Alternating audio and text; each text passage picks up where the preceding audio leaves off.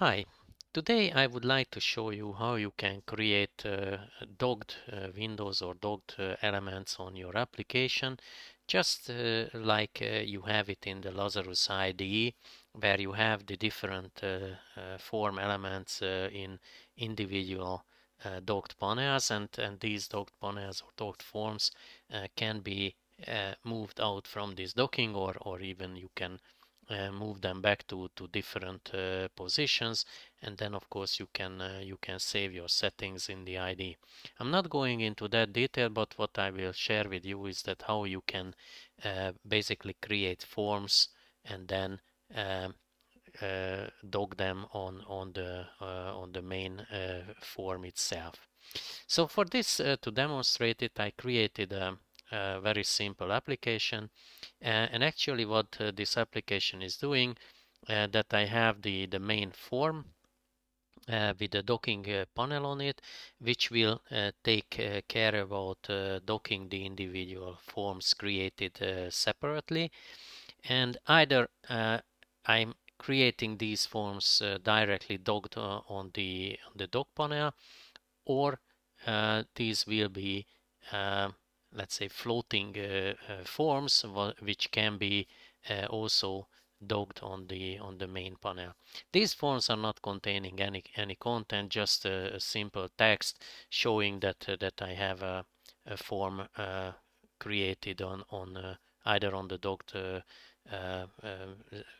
sheet itself, or the floating form. So now if I double click on this dock panel, and then one form will be generated, and this form will be automatically docked as well. So now I double clicked it, and as you can see that the dockable form is appearing here in the dock panel. Now if I'm double clicking on this docked form, then another docked form will be generated, but this form will be a floating form. And as you can see that on this floating form I also have a header here with which I can start to move this form into the docking area. And then as you can see, the application is trying to locate the position where I want to dock the element. And depending on how I dock it, if I dock it to the right, then of course it appears here, and as you can see it can be resized, and depending on the size also the header position will change. Of course I did not really go in deep in this example to manage all these behaviors, but if I'm creating again another form and dock it in the middle, then you will see that within the docked window or docked form, a tab bar appears, and I can switch between the different elements of this docked form just by clicking on the tab itself. And of course these tabs can be closed individually. So now I closed one, and now I only have one again at the same place as it was. Again, if I move it, then this is changing. But if I'm let's say removing all of them, then I will have again the dock panel, and if I'm clicking again, it will appear again directly docked in the screen. So what is needed for this application is at first you need to have this anchor docking package installed in your IDE, and sometimes this is not directly installed. So if you want to install it, you can go to the packages and uninstall the package, and here you can find the anchor docking itself, and you can install it into your application or into your IDE. And once you rebuild the application, this will generate basically the right IDE, so you will be able to utilize this anchor docking behavior. But one additional thing might be required. So if you want to use the units like here the anchor docking or anchor dock panel unit is used. You need to go to the project and open the project inspector, and here you should add the packages to your application. So under the required packages, you right click on the required package, and then you click on the add, and then you can select from the list the anchor docking or anchor docking design, or both of them, to your application. So once all is done, then you can start to work on your project. Of course, you might need to manually add the inside the uses, this anchor docking and anchor dock panel units. And here, because I also created another form, which is basically the docked form itself, I also used the here the docked form unit, which is basically the second form.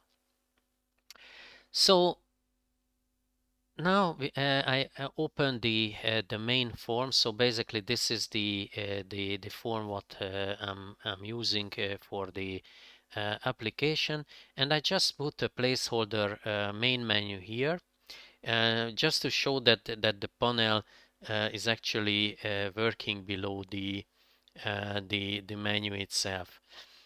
And then I added under the additional controls, you will see that this anchor dock panel object appears, and you can move it on your page. And then I also anchored this this panel to the size of the form completely. So this is basically linked to the form size, and if I'm resizing this form, of course it will be resized as well.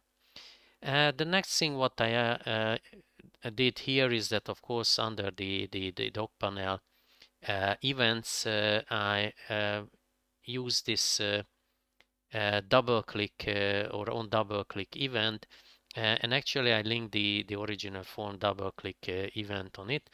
It doesn't really matter what's the name, but basically this procedure will generate the new form. But before you do it, actually you need to also define in the form create. So here in the form on create event, you need to register the into the DockMaster object. You need to register that what will be the docking surface or docking site, let's say, for the application. So here you don't need to do anything else, just to tell to the DockMaster that the dock panel will be the that T-anchor dock panel what I placed on the form itself, and then the sizing should be this child sizing. So basically, once you put this child sizing into the dock panel, or you register with this, then whatever you move in on this panel will be resized to the size of the child it's our child area itself. The form creation. So when I'm creating the first form, clicking on the panel itself, or double clicking on the panel, I'm actually creating this second form, which is a very simple form, and then if you want to make it dockable, so instead of just generating a simple form, you need to tell to the DockMaster that this new form should be a dockable form, and you have some parameters here as well, which is telling to the system that if it should have a title, or it should have a title bar, then this you can tell to the procedure itself. As you can see that it's telling that it should be shown, or or bring to front, or add to the dock header to the form itself. So once this is called, the form will be generated with this docking handle bar, let's say at the side of the page or at the top of the page. The next thing here is that we tell to the docking master that the newly generated form should be immediately docked. And if you don't do this, so you basically leave this out and you just tell that the new form should be shown, then the new form will be a floating form. It will have this docking panel on it, and you can move it inside the docking window, but you need to do it manually. So with this solution, you can directly get the form docked inside the main window, and you can also define where it should be docked. So as you can see that in here it was docked to the bottom. Actually, because this is the first form, it doesn't really matter where you dock it, but if you would like to dock another one, then and on the same way, then this would appear under the other one, so it should be aligned to the bottom side, and then it would be splitted vertically.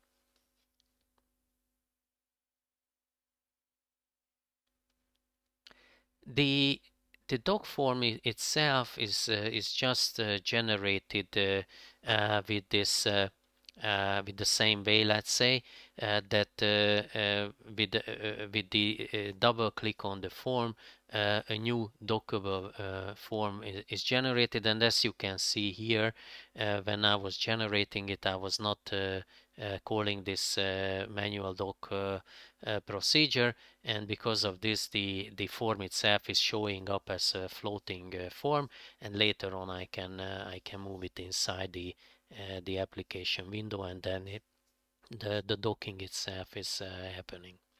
So this is the background coding of the application, but you also need to take care about certain elements to be defined in the properties, and this is required to make sure that the forms are really docking as needed.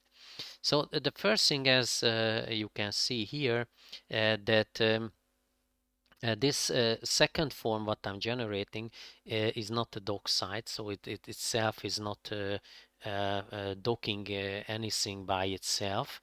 However, if you move any other form into the same area, then this will be let's say put into a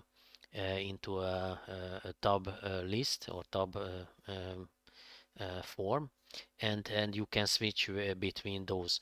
But if you would define it as a dock site, then it could be able to handle other docking as well.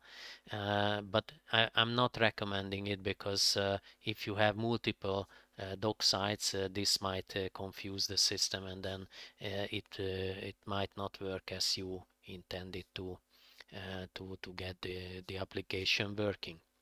But what you need to define here is that the drag kind on the form should be this DK dock version, or DK dock type, and with this you are basically able to handle the docking itself. Going back to the main form on the panel, however, you need to define that this panel is the docking panel, and basically this we created here in the form create area.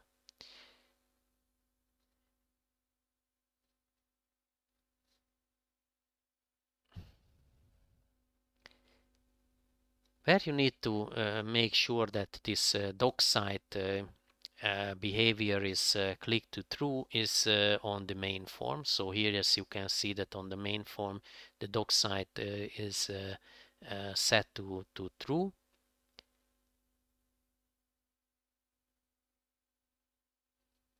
And basically that's it. With these parameters set, your form will work properly.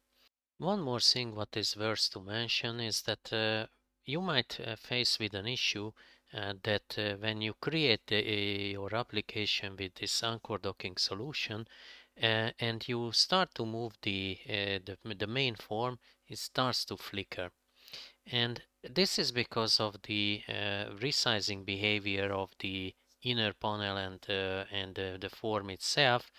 And if you want to avoid this problem with the flickering, you can do it with a manual resize, of course, but this is not the solution what could be the final solution for a normal application. So what you can do to make sure that right from the beginning this flickering is not appearing at all is that you need to set the auto size property on the form itself and on the dock panel as well to false. As you can see on the dock panel is automatically false, but on the form it is typically in a true state. So once you change this to false, then the form itself will not start to flicker. There is another setting here which is the double buffered. So if you set this to true, which is sometimes in false state, then you can also control this behavior. If I'm setting it to false, this might be causing again this flickering, but it's not 100% sure. It depends on the operating system as well. Like on Windows, I could read that in some cases it happens as well. But it's much more safe if you use it to double into double buffered mode. And with this, you can avoid this flickering issue, as you can see. So that's all for today. I hope you enjoyed the tutorial, and if so, then don't forget to subscribe to my channel. And with this, I wish you happy coding and see you next time.